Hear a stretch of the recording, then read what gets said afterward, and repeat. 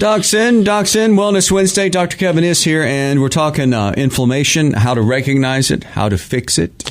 Yeah, as you can see from our first segment, if you look at the American lifestyle, it's almost the perfect storm of inflammatory markers or creators in the body, with all the food chemicals, the GMO foods, the fried foods, the sugar, and the processed foods. It's no wonder that our lifespan is shorter than a country, say, like Cambodia. And so our lifespan, think about the this. lifespan of Americans is shorter than the lifespan of a Cambodian. Think about this. We have more hospitals and doctors than any other country in the world. We spend more on health care than most of the developed world combined. America consumes 50% of the pharmaceutical drugs on planet Earth, and we are only 3% of the world's population. Unreal. But Cambodia lives longer than we do. So that is mind altering. You hear me? Right. So if the answer to great health was spending a lot of money, having a lot of doctors and hospitals, and taking a lot of medication, wouldn't we all live to be like 150 by now? Yeah. And so it's just not the answer to great health. And so that's where we're at in healthcare in America.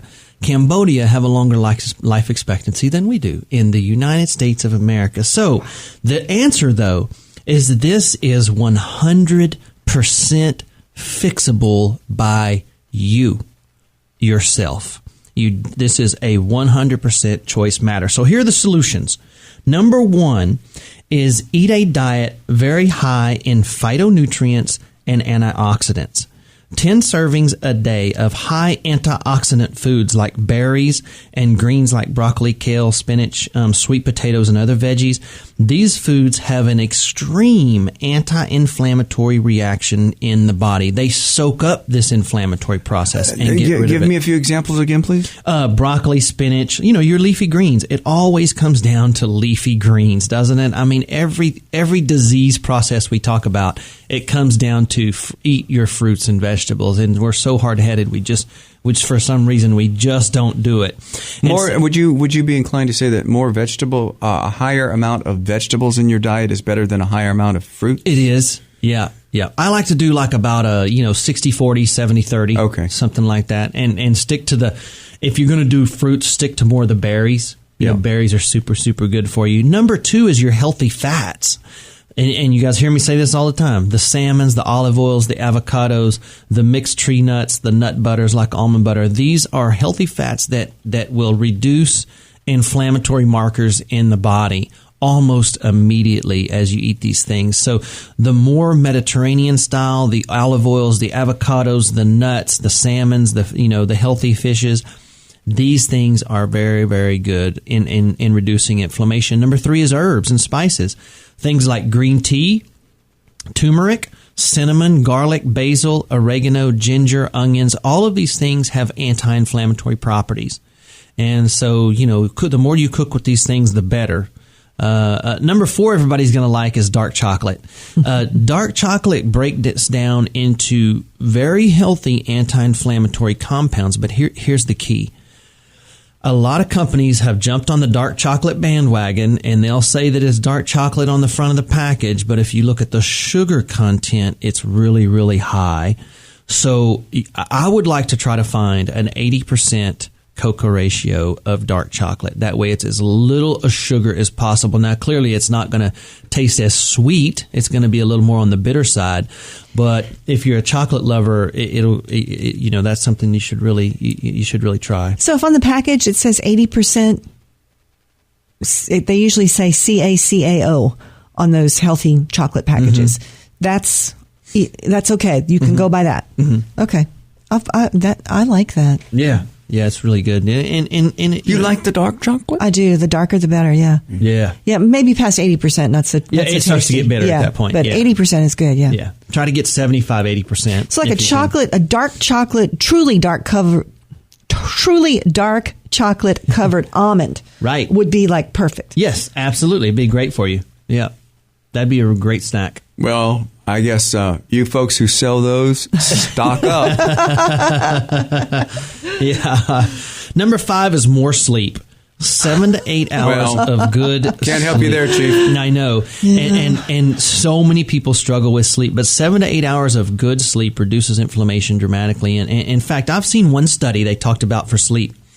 And they looked at, I don't remember how many thousands of people, I don't have the study with me today, but they looked at thousands of people that have lived almost to 100 or past 100 years old. Mm-hmm. And they tried to find what the common thing was, like what caused them to live that long.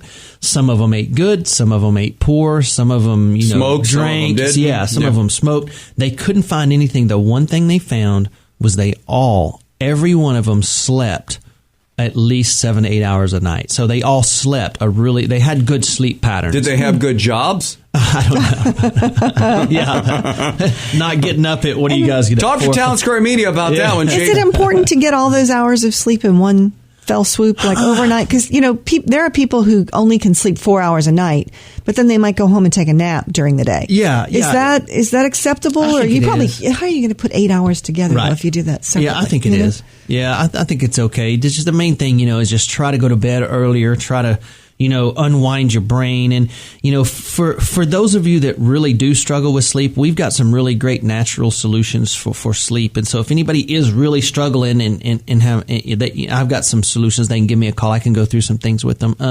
There are some great natural solutions for sleep. Now, number 6 on the list, and this is the wave of the future, is micronutrients. Micronutrients are going to become, in the next couple of years, critically important to reducing inflammation and causing you to live longer.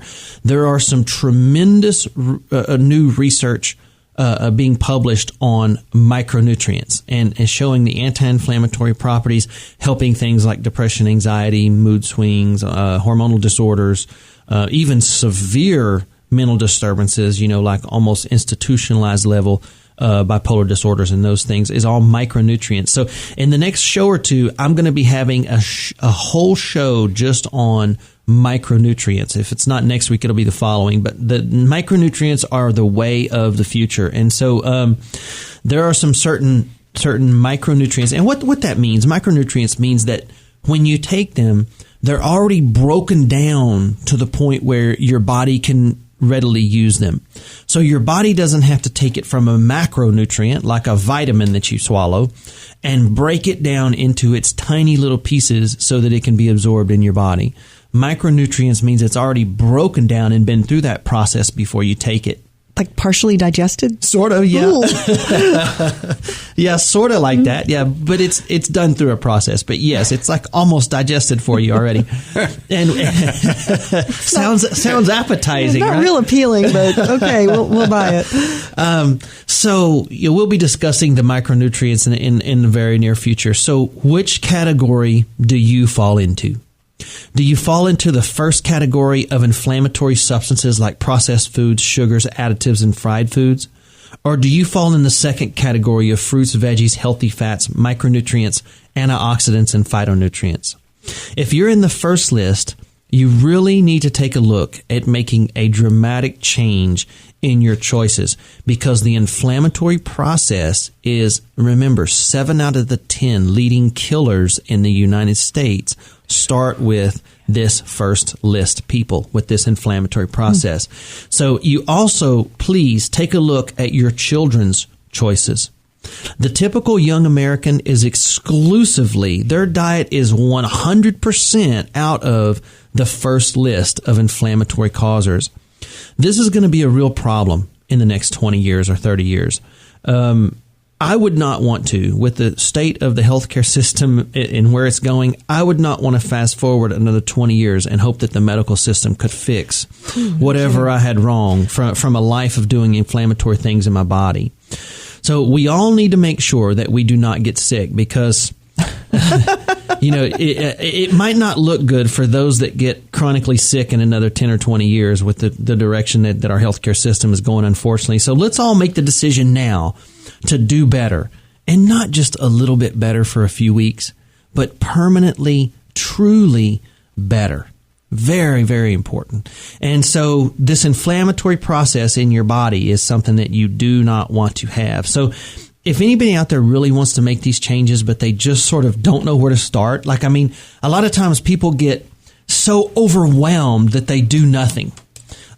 Taking action is the very first step out there. So if anybody wants to sit down with me and develop a comprehensive strategy to turn this around without any judgmental or condescending attitude from me whatsoever, but rather with encouragement and a sense of common sense, like a common sense plan strategy, we sit down and develop a comprehensive strategy to turn this around for you. I'm certainly willing to do that. This is what I do. I'm a wellness advisor. So part of what I do is to sit down with people and help turn this around and develop a plan. People get so overwhelmed with what it takes to sort of get this inflammatory process category 1 turned around, for their family turned around to being in the category 2 of anti-inflammatory disease preventing things, that they don't do anything. And so take action. The disease I've mentioned here today are 100% fixable early in life, before the inflammation has a chance to permanently damage your body. So, let's get started now. Cool. If anybody's interested, for sure. This is what I do, is help you turn this around. And how can folks get in touch with you? In Lafayette, they can call 837-7174. And in New Iberia, they can call 367-2567, or join us on Facebook at the Bryant Wellness Institutes. A lot of folks email me and call me and say, like, if I dial the number the doctor was talking about on the air, do I get him? Will he see me? Of course you will, right? Absolutely. Yeah, absolutely. He doesn't answer the phone. But, right. Yeah. But right. Yes, if you want to talk to me, leave your name and I will call you back for sure. Listen, I'm very accessible. Most of my patients have my cell number. I mean, I've got patients that'll be at the grocery store and take a picture of a label and text it to me on a Sunday. I'll tell them what I think and text it back. I'm passionate about this stuff. It's not a bother to me at all. That's why you're here. Yeah. Wellness Wednesday. Thank you, Doc. Thanks, guys. 8:40.